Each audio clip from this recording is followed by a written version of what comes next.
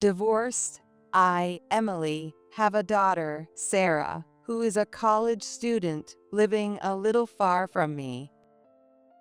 Now that Sarah has turned 21 while in college, she decided to come back home so we could celebrate her birthday.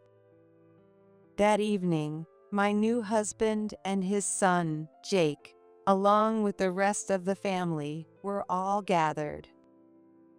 Sarah, welcome back and happy birthday. Here, this is for you. Jake had always been thoughtful toward Sarah. Every now and then, he would buy her cute clothes. Huh? Are you sure? Jake pulled a paper bag from somewhere and handed it to Sarah. Open it. With a nervous expression, Sarah carefully opened the bag. Inside was a stylish, boyish trench coat, exactly her taste. Sarah's face instantly lit up. This is amazing. I love it. Thank you so much. Seeing her reaction, Jake looked pleased. Even when Sarah returned to her apartment, she left wearing that coat. I guess the next time we see each other will be for Christmas and New Year's, right? You're coming home? Yeah, that's the plan. Then, as the holidays approached, I got a call from Sarah saying she was coming home. Since my husband, Michael, and Jake were both busy with year-end work, I decided to pick her up at the station by myself. She would surely be wearing that coat. Just thinking about it made me excited. Before long, Sarah appeared at the station exit, but she wasn't wearing the coat Jake had given her. Welcome back. What happened to that coat? It was totally your style, so I was sure you'd be wearing it. The moment I asked, Sarah's face turned pale. Oh, that coat. You'll understand if you try it on. What do you mean? My ex-husband, Ryan, never cared about our family. He adored our only daughter, Sarah, but he was even more obsessed with his job. I can't take this anymore. Let's get a divorce. Emily, what about Sarah? Of course, I'm taking custody of her. He was always too focused on work, barely coming home, spending every night at business dinners. And even when he did come home, he would bring colleagues and juniors over, expecting me to cook for them. To make things worse, he used up the money meant for the household on his endless business trips. I'd had enough of this chaos, and that's what led us to this conversation today. I have a lot to say, but I guess it goes both ways. Thank you for everything. Thank you. A new, challenging life was ahead of me, but for now, I felt at peace. Several years passed. Now, I was having dinner with Michael, a business associate from the company I worked for. I had been dating Michael for about a year, and he had met Sarah, now in elementary school, many times. They seemed to get along well, often laughing together, even without me around. He was a bit older than me, thoughtful, and above all, had a warm, charming smile. That night, we enjoyed our dinner, chatting about lighthearted things. Then suddenly, Michael's expression turned serious. Michael? Is something wrong?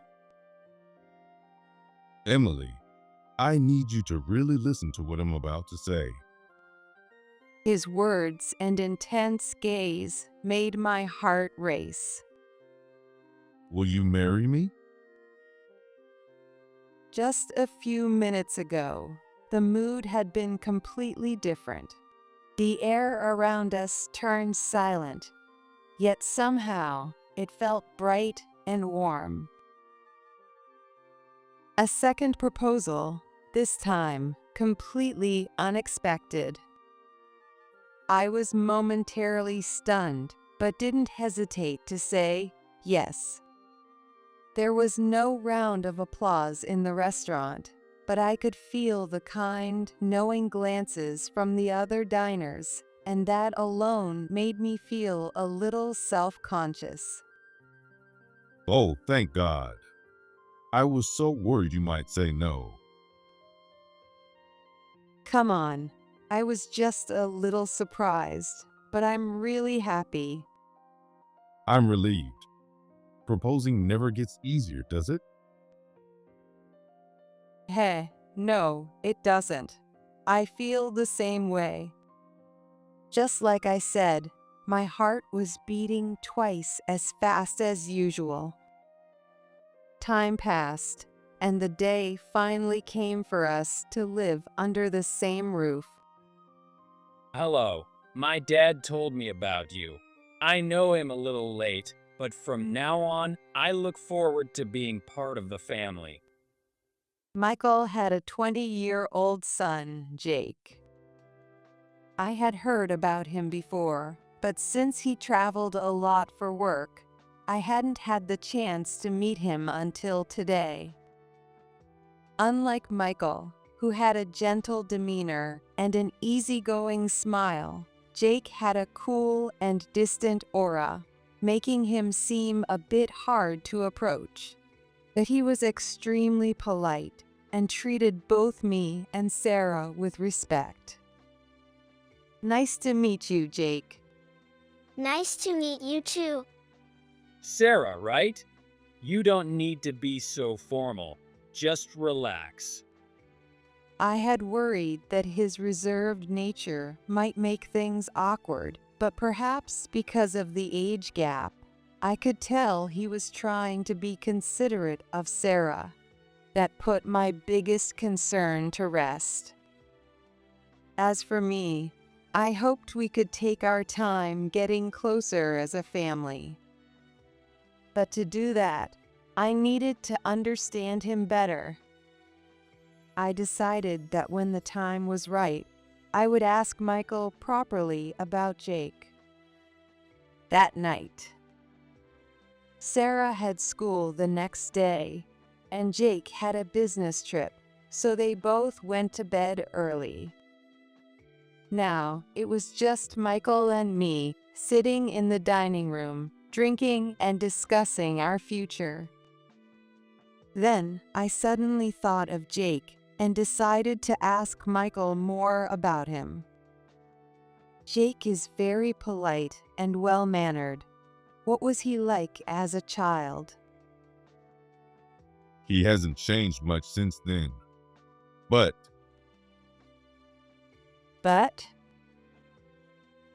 Michael hesitated for a moment before slowly opening his mouth. actually, his mother passed away from an illness 3 years ago. It happened when he was at a difficult age, and he lost the one person who truly understood him. And well, Jake isn't my biological son. He's my stepson. So even now, we're still figuring out our relationship. Hearing something I hadn't known before left me a little unsettled. I'm sorry. I should have told you something this important earlier. No, but in that case, we're in the same position, aren't we? That's right. I need to face things properly too. From now on, you have me. Let's work through this together. Thank you. It was definitely a heavy topic, but I felt relieved that we could share our concerns with each other. As time passed and we settled into our new family life, one thing continued to weigh on my mind. Jake and I had no common ground, and since he was always traveling, we barely had the chance to talk at all. At this rate, I had no way of truly understanding who he was as a person. On the other hand, his relationship with Sarah seemed to be going well. Every time he returned from a trip, he would bring her adorable clothes decorated with frills and ribbons. Sarah was always happy about it, which reassured me that my initial impression of him being hard to approach was just my imagination. At the same time, I often thought, I hope he doesn't feel like he has to go out of his way for her. Maybe he was just trying to be a good older brother. However, things changed when Sarah entered middle school. Hey, what happened to the clothes Jake gave you? Well, they're a bit too cute for me now. You know, I started liking a more boyish style lately. As soon as she entered middle school, Sarah's fashion preferences became more apparent. She had once happily worn the cute outfits Jake brought her, but now she avoided them completely. She was right. Lately, she wore pants more than skirts, and her overall style leaned more toward cool than cute. I felt bad about it, but fashion was a matter of personal taste. There was nothing anyone could do about that. But the one who took issue with this was Jake. I understood that it wasn't right to dismiss the thoughtful gifts he had spent his own money on. I felt the same way. But Jake was even more upset than I expected. Whenever he saw Sarah not wearing the clothes he had bought for her, he would scowl and demand, "What happened to the clothes I got you?" Sarah never knew how to answer, so I would step in, only for Jake to shoot me a cold, sharp glare. It was a look that clearly said, "I wasn't talking to you." Every time he looked at me like that, I felt a chill run down my spine. His eyes were dark, so dark I couldn't read what he was thinking. Sarah, too, was starting to find his persistent questioning annoying. She didn't show it too much, but it was clear that Jake was getting more persistent and more intense. Fortunately or unfortunately, because Jake was often away on business trips, these conflicts didn't happen too frequently. It seemed that Sarah had also learned how to avoid confrontation. Whenever Jake was around or about to return, she made a point of wearing the clothes he had bought for her as much as possible. Even so, every time he came back from a trip, he would walk through the door with his hands full of shopping bags, handing them to Sarah with a big smile. I had no idea what was driving him so strongly, and it left me deeply confused. So, I decided to ask him directly. "Hey, Jake, can I ask you something?" What is it? Whenever we talked like this, he would respond politely and properly, but I still couldn't forget those eyes of his. "Why do you keep buying Sarah so many clothes?" Oh, that. He sighed, as if it was a question he didn't really want to answer. I just want her to wear them. And I'd like to get along with her, too. Did he not realize that his actions were starting to have the opposite effect? I knew that bringing this up would likely upset him, so I swallowed my words. You've already done plenty. You don't have to keep trying so hard for Sarah. It's fine. I enjoy it. It seemed like a subtle approach wouldn't work with him. I see. Just don't push yourself too much, okay? Time passed, and Sarah successfully entered high school. To mark the fresh start, she cut her long hair, which had once reached her chest, into a short bob. Sarah had always had a small face, and her new boyish haircut suited her perfectly. Wanting to show her off, I called Michael and Jake into the living room for the big reveal.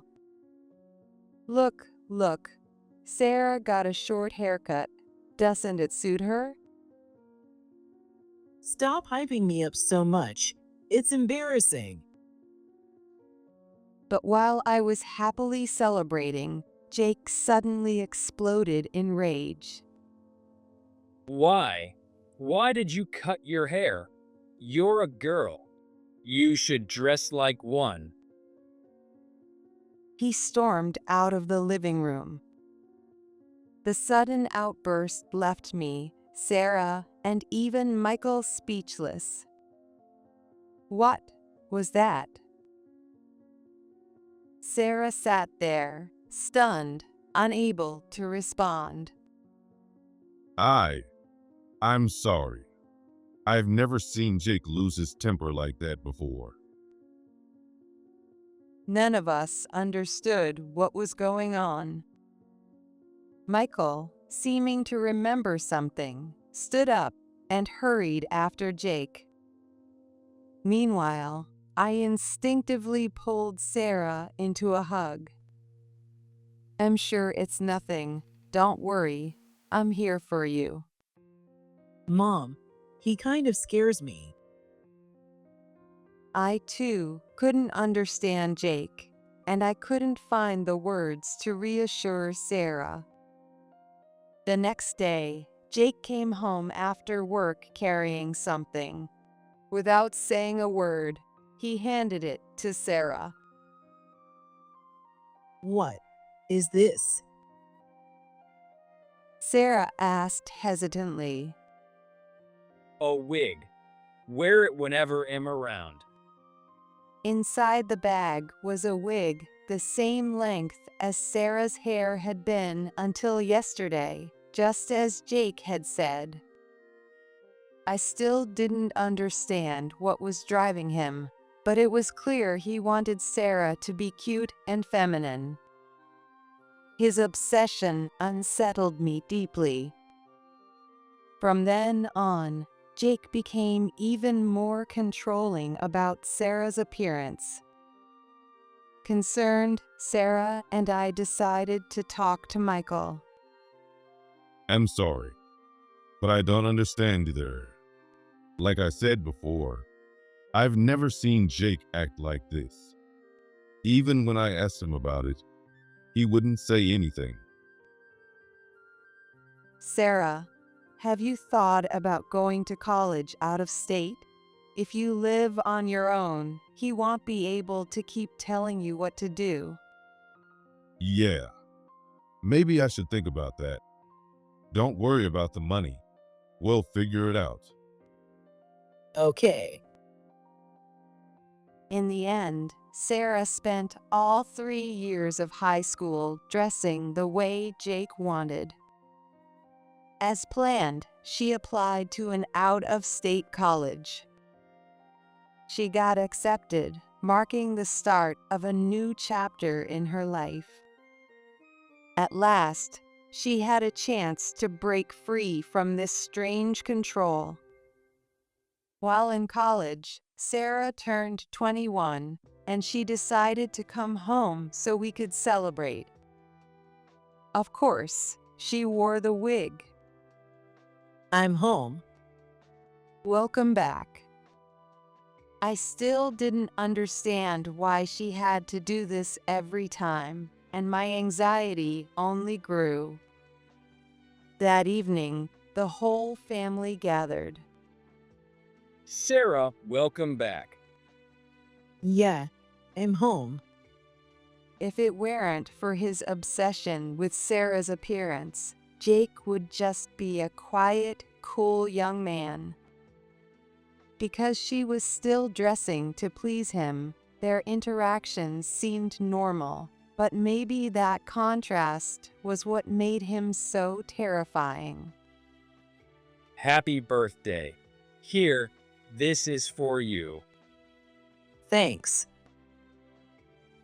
Once again, he pulled out a shopping bag from somewhere and handed it to Sarah. Michael and I exchanged glances. We already knew how this would play out, and just watching it felt exhausting. Sarah, now more mature, no longer showed obvious irritation. But there was something in her expression, like she was staring down a threat. Go ahead, open it. At this point, not obeying wasn't an option. With stiff, nervous hands, Sarah opened the bag. Inside was a sleek, boyish trench coat, exactly her style. Her face lit up instantly. I always wanted you to wear what I liked, but I was wrong. So I picked this thinking you'd actually like it. Yeah. It's amazing. I love it. Thank you. Seeing her reaction, Jake smiled with genuine happiness. Watching them, I finally felt a sense of relief, but at the same time, memories of the past came flooding back. I felt like a huge weight had been lifted off my shoulders, knowing I no longer had to worry about strange things. It seemed Michael felt the same way as we exchanged small smiles. Sarah left for home wearing the coat. I guess the next time we see each other will be for Christmas and New Year's, right? You're coming back? Yeah, that's the plan. I'll drive you to the station. Really? Thanks, Dad. Sarah seemed to be in a great mood. This was the first time, as far as I knew, that she had called Michael Dad. Michael looked delighted and grinned as he started the car. There had been a lot of trouble with Jake, but things had finally settled down. For the first time, it truly felt like we had become a real family. As the holidays approached, I got a call from Sarah saying she was coming home. Since Michael and Jake were both busy with year-end work, I decided to pick her up at the station by myself. She would surely be wearing that coat. The last time she wore it at home, she had the wig on, so I hadn't been able to see her real haircut. But today, I would finally see her in that trench coat with her natural short hair. I was sure it would suit her perfectly. Just thinking about it made me excited. I arrived at the station and checked the time. Right on schedule. Before long, Sarah came through the ticket gate, but she wasn't wearing the trench coat Jake had given her. Welcome back. What happened to that coat? It's totally your style, so I figured you'd be wearing it. I asked out of simple curiosity. But the response I got was hesitant and uneasy. Oh, that coat. You'll understand if you try it on. Sarah's face turned pale. What do you mean? She glanced at the back seat, making sure no one else was there, and then started explaining. That coat had a GPS tracker and a listening device hidden inside. Her shocking confession left me speechless. I couldn't believe it either. How? How did you find out? I asked hesitantly, and Sarah slowly began recounting the story.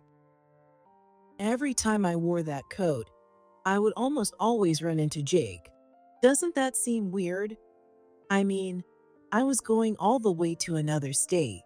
At first, he'd say, "Oh, my business trip happened to be nearby." And I believed him, but it happened way too often. As I listened, my whole body started trembling with fear. So eventually, I got suspicious and checked the code.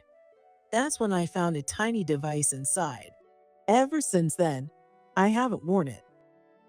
There was no doubt about it. Jake was the one who planted it. I felt more fear than anger, as if an icicle had stabbed me in the back. This was beyond disturbing. I had to tell Michael immediately. Even knowing he was at work, I dialed his number. No way. Jake did that? I told Michael everything Sarah had told me, word for word. He was clearly in shock, just as I had been. He couldn't even find the words to respond. I had hoped Michael, as his father, would be the one to handle the situation, but seeing him like this, I knew that wasn't going to happen. By this point, my fear had started to give way to anger. No matter what it took, I was going to make Jake pay for what he had done. I couldn't just let him get away with terrifying my daughter like this. With no other choice, I decided to contact someone I really didn't want to. What? Are you kidding me? As expected, the first person to react with immediate rage was Ryan. He had always doted on Sarah, and that clearly hadn't changed. I don't know what he was thinking, but I'm going to make sure he regrets ever messing with Sarah. If we use the coat, we can probably lure him out. Meet me in front of the station at 7. We'll confront him there. Got it. I'll drop everything at work. A little past 7 p.m. at the station. Just as planned, Jake showed up, completely unaware of who was waiting for him. Oh, Mom? What are you doing here? Am waiting for you. You must be the one. Wait a minute. You look familiar. Jake, isn't it? Huh? Before he could ask, "How do you know that?" Jake, in shock, opened his mouth. Vice President? You know him? Know him? He works for me. So, you're the one who's been stalking Sarah?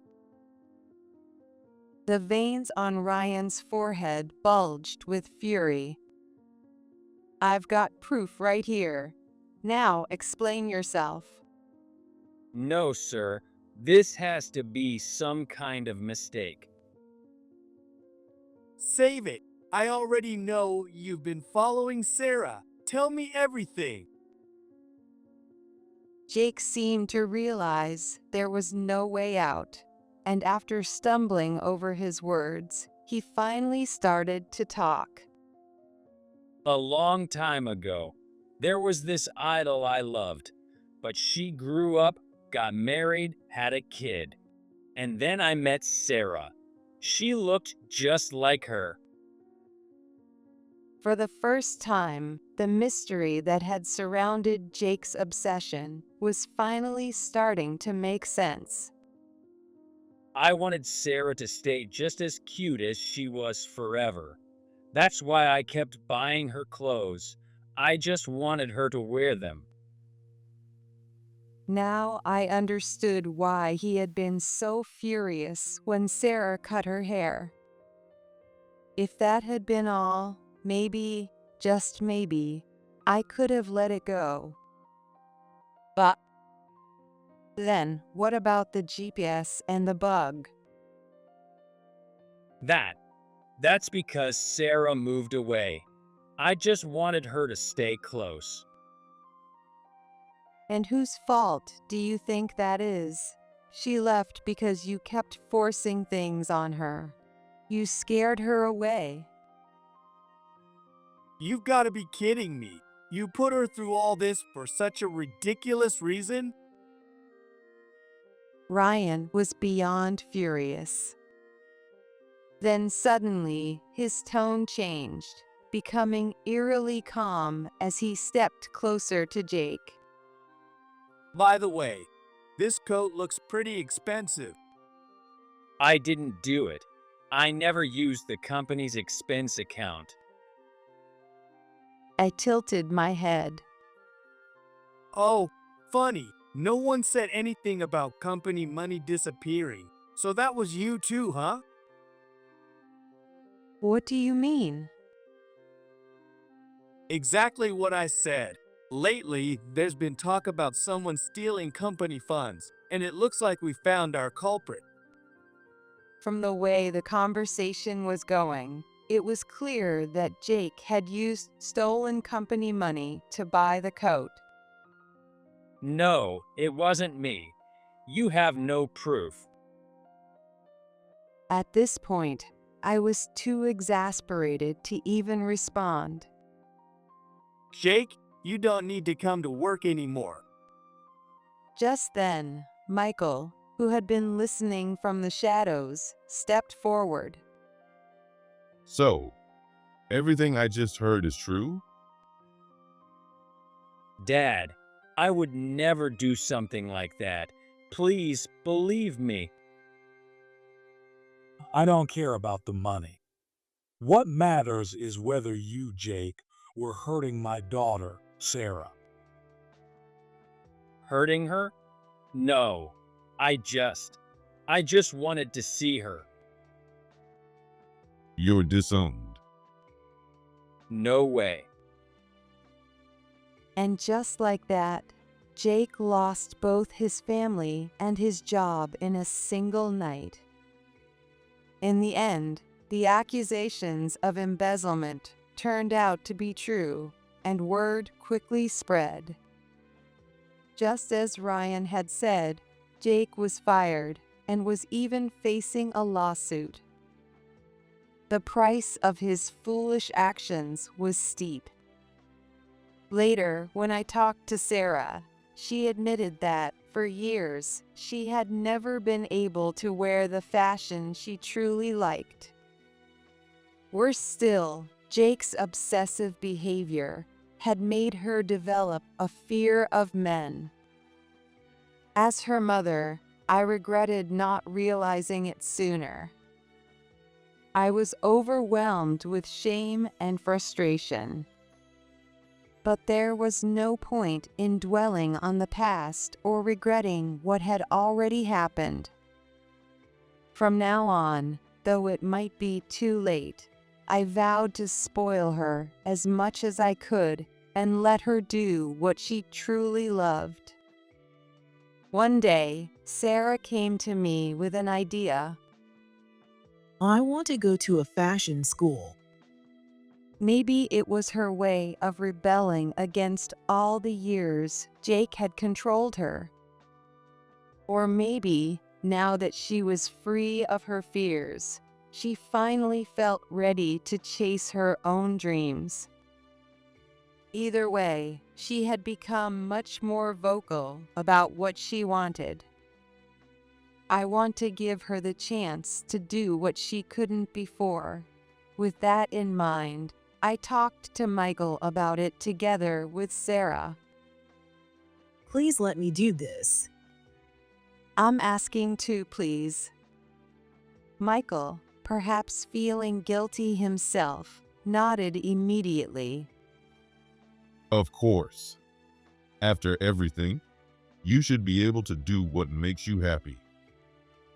Really? That's amazing. Thank you, Dad. Thank you, Mom. From that day on, it was like Sarah had become a completely different person. She threw herself into fashion, balancing her college coursework with intense study.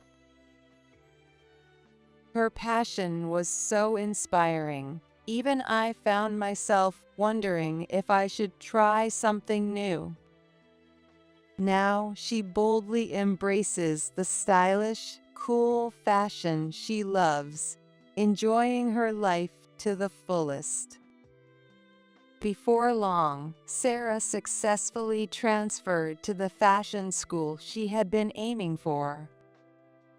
She began expressing her individuality more than ever, staying true to her own path. How about this? Isn't it cool? Yeah, it looks great. Short hair and a boyish style really suit you best, Sarah. Right. I have an amazing sense of style. She truly shines when she talks about fashion. Hmm. Maybe you should help me with my wardrobe too. I always wear the same kind of clothes. Of course. Let's go shopping together next time. Wait, am I being left out? Of course not, Mom. You're coming too. Sometime after she transferred, I was surprised to hear that Sarah had a boyfriend. Hearing that he was someone who respected her individuality made me feel even more at ease. Michael teared up when he heard the news. I wondered how Ryan would react when he found out. Sarah had been through so much.